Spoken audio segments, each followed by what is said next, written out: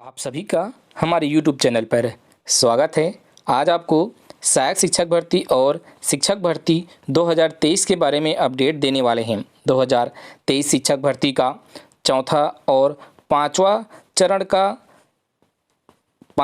का आपका काउंसलिंग के लिए नोटिफिकेशन आ चुका था। चौथे का नोटिफिकेशन काउंसलिंग का डेट समाप्त हो चुके हैं। पाँचवें का नोटिफिकेशन आया हुआ है, आप काउंसलिंग में भाग ले सकते हैं। तो सहायक शिक्षक में दस्तावेज सत्यापन के लिए महत्वपूर्ण बिंदुओं यहाँ पर दिया गया है कि क्या क्या आपका लगेगा। पहला है कि 1/1/2023 की स्थिति में अभ्यर्थी की आयु न्यूनतम 21 वर्ष अधिकतम 40 वर्ष होना चाहिए। ST/SC कैटेगरी को अधिकतम 45 वर्ष तक छूट मिलेगा। जन्मतिथि के लिए आपका 10वीं का मार्कशीट और प्रमाण पत्र का आधार लिया जाएगा। निम्नलिखित दस्तावेज आपको परीक्षण किया जाना है। कौन कौन सा? 10वीं का मार्कशीट, 12वीं का मार्कशीट, DLED या DED उत्तीर्ण का प्रमाण पत्र, अभ्यर्थी को प्राथमिक स्तर की TET परीक्षा उत्तीर्ण होना चाहिए तो वो लगेगा प्रमाण पत्र, और अभ्यर्थी का निवास प्रमाण पत्र, अनुविभागीय अधिकारी द्वारा जारी स्थायी जाति प्रमाण पत्र, इसके अलावा मेडिकल बोर्ड द्वारा जारी दिव्यांगता प्रमाण पत्र तथा जो दिव्यांग वाले हैं उनके लिए। उपरोक्त दस्तावेज का आपका छाया प्रति स्व हस्ताक्षरित सेल्फ अटेस्टेड वाला आपका लगेगा, यहाँ पर बताया गया है। और मूल भी लेके जाना होगा, मूल भी आपके लेके जाएंगे। पांचवा दिया गया है अभ्यर्थी का TET उत्तीर्ण प्रमाण पत्र उसके द्वारा DED DLED BED में से प्रवेश लेने के बाद जारी हुआ होना चाहिए।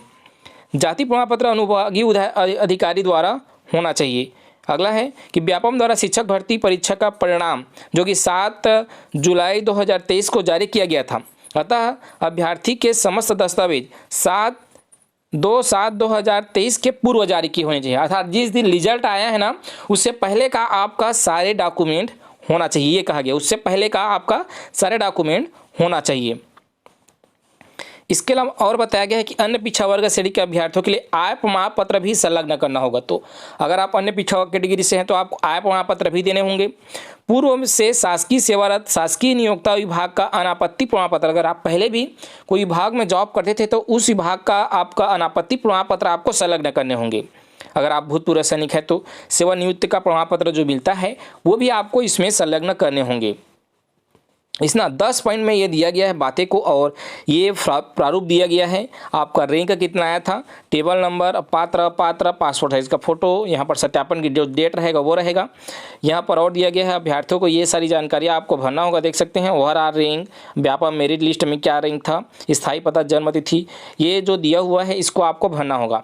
अगर आप इसको डाउनलोड करना चाहते हैं तो हमने आपको टेलीग्राम का लिंक दिया हुआ है। उस टेलीग्राम लिंक में जाकर आप इस PDF को पा सकते हैं। तो शिक्षक भर्ती का ये दस्तावेज सत्यापन का सूची था, ये फॉर्म है।